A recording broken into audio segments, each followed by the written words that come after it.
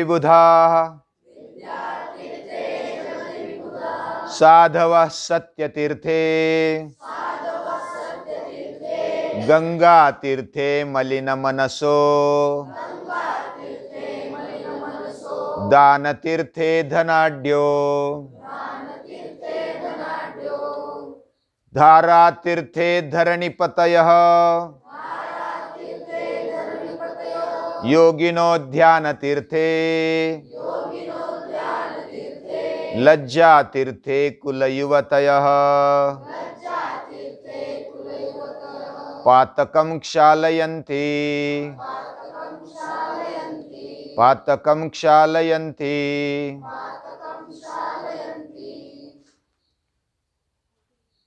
भीष्म पितामह के पास युधिष्ठिर और पांडव बैठे हैं, भगवान श्री कृष्ण भी है और महर्षि वेदव्यास जी भी है,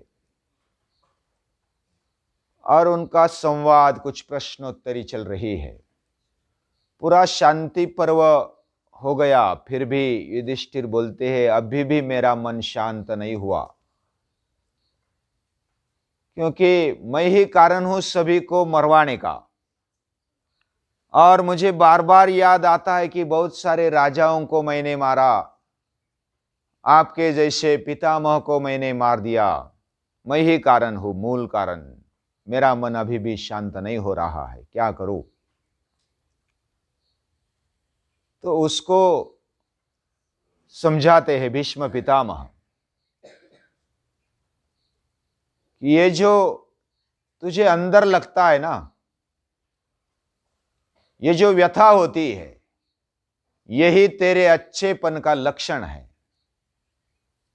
तू शुद्ध है, पवित्र है, और मन में या तो शरीर से, अवयवों से जाने अनजाने में कुछ गलत हो जाए, कुछ पाप हो जाए,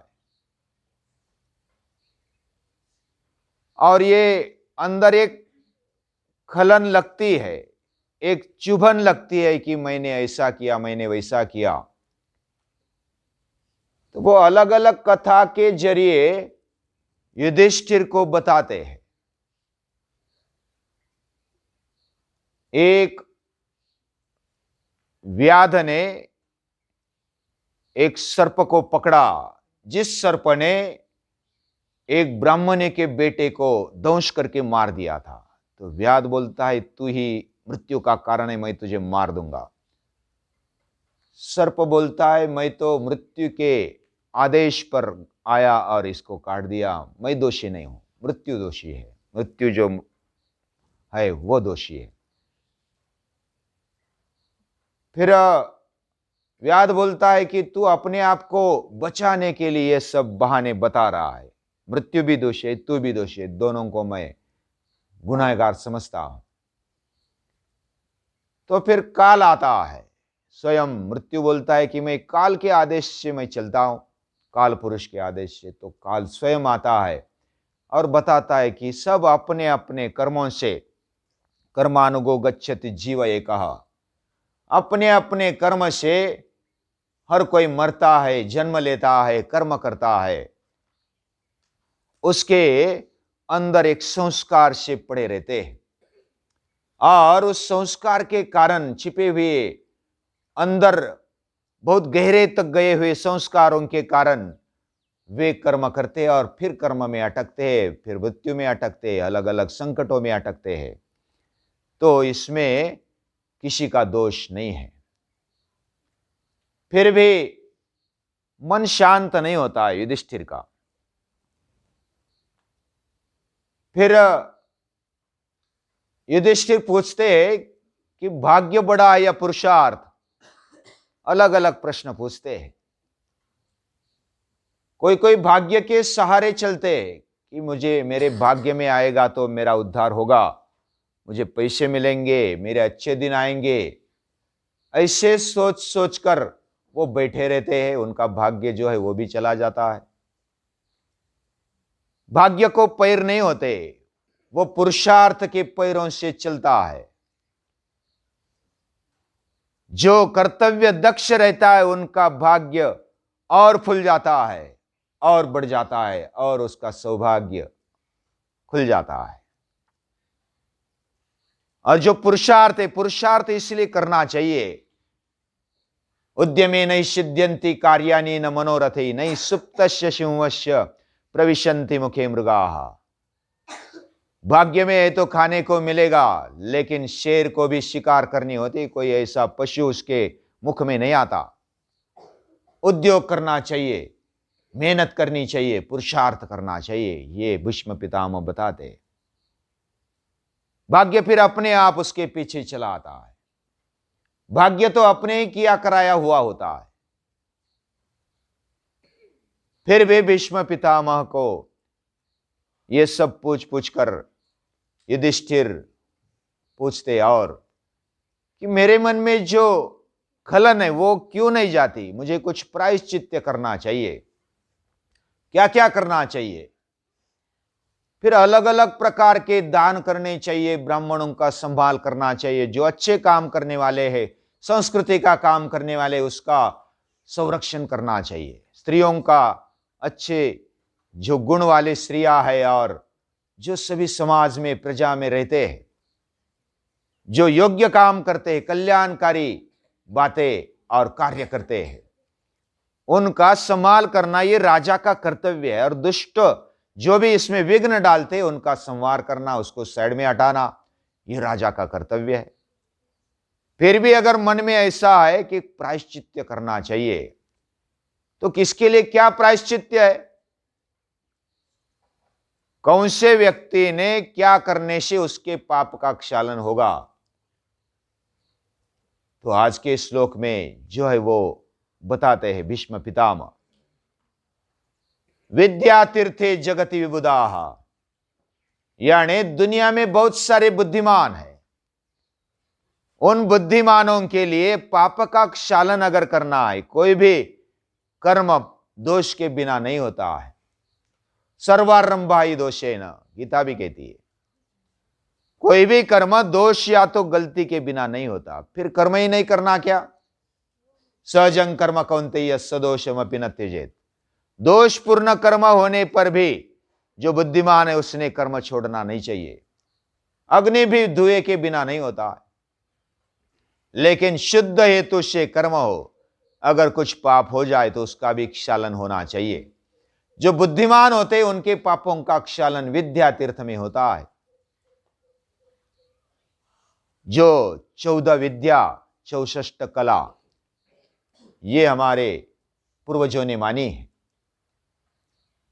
विद्या का अध्ययन, विद्याध्ययन जो विबुध है, बुद्धिमान है, उन्होंने करना चाहिए। और हर एक आदमी बुद्धिमान है, man is a rational animal, और उसका वो तीर्थ है। विद्यार्थियों का तीर्थ है विद्या ग्रहण करना, ये विद्या तीर्थ है। तीर्थ का अर्थ है तिर्यते असौ, जो तर लेता है, तरा लेता है, हमारा जीवन उस पार ले जाता है, उसको तीर्थ बोलते हैं। वो व्यक्ति भी हो सकता है, स्थान भी हो सकता है, अलग अलग समूह भी हो सकते हैं, वो तीर्थ रूप बनते हैं। हमारे माता पिता को इसलिए तीर्थ रूप माना जाता है। जो अपने जीवन नैया को तर ले जाता है, उस पार पहुंचाता है, वह तीर्थ है। और बुद्धिमानों के लिए ऐसा तीर्थ है विद्या तीर्थ। जो साधु है, सज्जन है, उनके लिए तीर्थ है सत्य।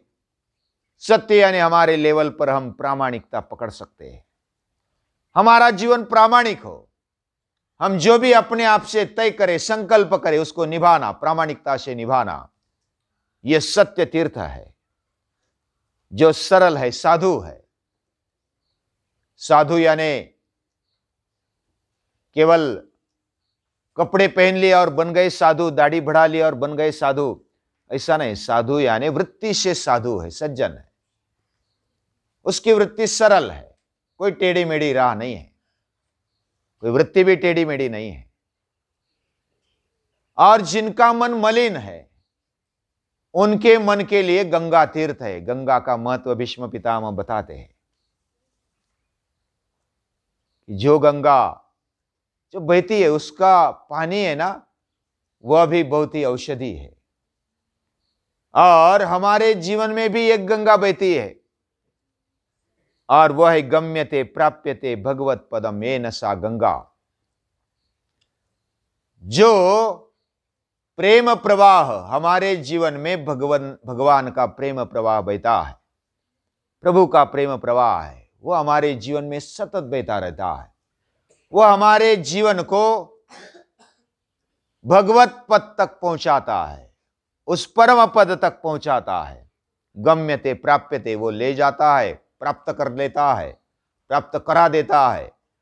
ऐसा जो प्रेम प्रवाह है वह गंगा है।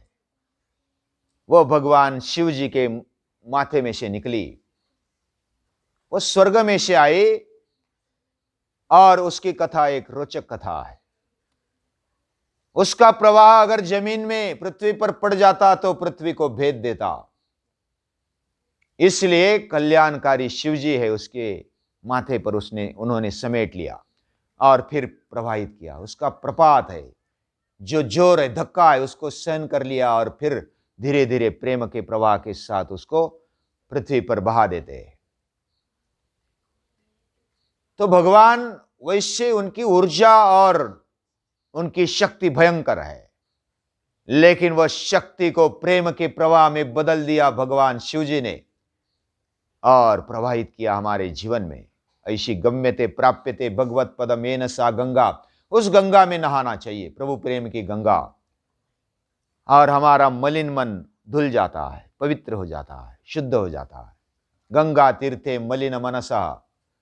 और सचमुच अगर डुबकी भी लगाएंगे ना, जो गंगा बहती है हरिद्वार में जाकर के या तो पूरे हिमालय में जाकर के, हमारा शरीर तो शुद्ध हो ही जाता है पानी के स्नान से, लेकिन मन में जो मैला है उसको अगर सचमुच उसमें बहा देते हैं तो मन का मल भी बहा देती है वो गंगा।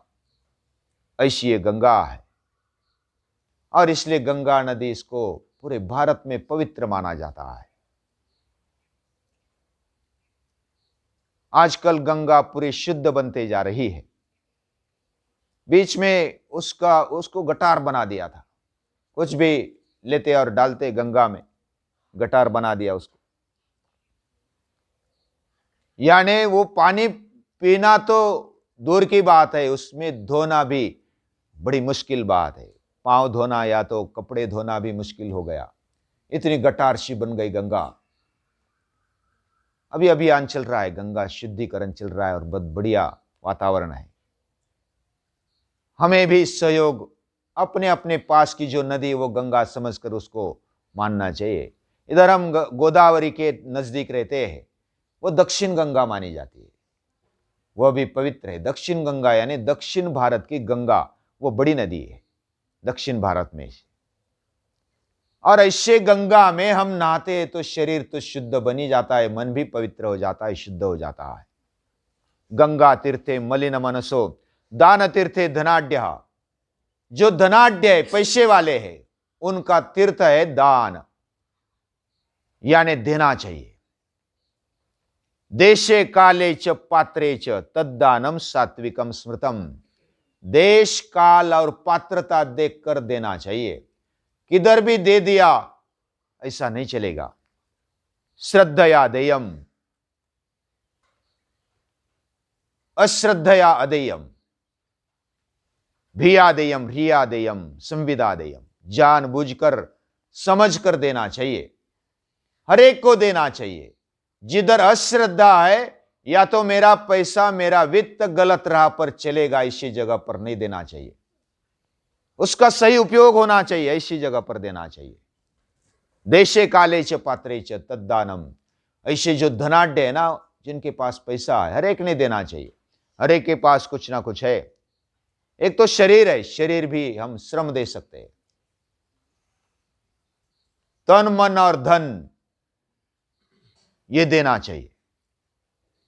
शुरुआत में शरीर के द्वारा श्रम करने चाहिए, मन भी उसमें डालना चाहिए, और बाद में धन भी देना चाहिए। तो जो धनाढ्य है उनको देना ये तीर्थ है, दान ये तीर्थ है।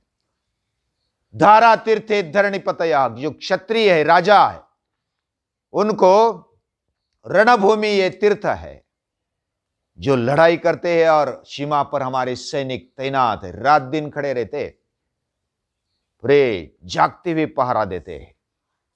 उनका बलिदान ये उनके लिए तीर्थ है, उनकी रणभूमि ये उनके लिए तीर्थ है। वह देश पर, संस्कृति पर मर मिटते हैं, उनके लिए वो धारा तीर्थ है। और योगी है ना, उनके लिए ध्यान ये तीर्थ है। वो ध्यान लगाते हैं भगवान में, तो वह तीर्थ है, शुद्ध और पवित्र बनाने वाला है, वह परम तीर्थ है।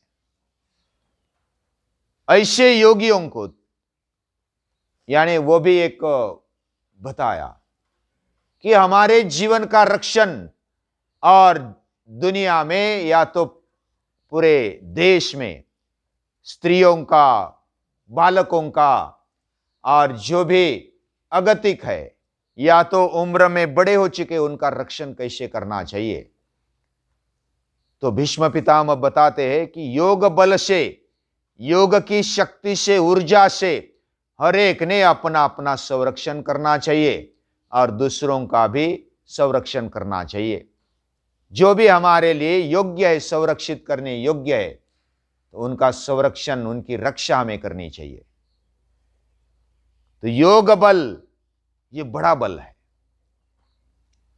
ये भगवान के साथ, आत्मशक्ति के साथ जुड़ करके ये बल प्राप्त होता है और वो ध्यान से प्राप्त होता है। ध्यान से हम आत्म बल के साथ जुड़ जाए, परमात्मा बल के साथ जुड़ जाए। तदेव लग्नम सिदनं तदेव तारा बलं चंद्र बलं तदेव विद्या बलं देव बलं तदेव लक्ष्मीपते तेंग्रियुगं स्मरामि। लक्ष्मीपति के जो चरण युगल है वह सबसे बढ़िया बल है, उसके आगे बाकी बल फीके बन जाते हैं। तो जो योग बल है यानी भगवान के साथ जुड़ने का जो बल है ना, वो हॉटलाइन के साथ जुड़ने जैसा है। जो पावर स्टेशन है उसके साथ जो मेन लाइन रहती है उसके साथ जैसे जुड़ती है, वैसा ही हमारा भगवान के साथ जुड़ने जैसा है। अपना जीवन तेजस्वी बनाए, योग बल से ध्यान के तीर्थ में नहाकर अपने आप को बलवान रखे। स्त्रियां भी अपने आप को बलवान रखे और पुरुष भी, बालक भी, बूढ़े भी, सभी उम्र के जो लोग हैं वो योग बल से अपने आप को बलवान रखे। उनका तीर्थ है ध्यान। और लज्जा तीर्थे कुल युवतया, जो कुलीन युवतियां है उनके लिए लज्जा तीर्थ है। वो बुरे काम करने में लज्जा करे, कोई भी जो भी आदमी भी है तो बुरा काम करने में लज्जा करे, उनको लज्जा है, शर्म आ जाए। अच्छे काम करने में आगे रहे, उसमें डरे नहीं, सहमे नहीं, और जो गलत काम है उसमें लज्जा है, शर्म आए, यह तीर्थ होता है। और इस तरह हर एक पाप का क्षालन होना चाहिए। और पाप क्षालन इस तरह किया जाता है, अलग अलग प्रकार के दान, अलग अलग प्रकार का अभ्यास, और ये सभी प्रकार के जो अलग अलग पातक है उसका क्षालन इस प्रकार होता है। ऐसे भीष्म पितामह बताते हैं। अनुशासन पर्व में और भी बहुत संवाद होता है, क्या क्या होता है कल देखेंगे। आज के लिए इतना ही। नमस्कार।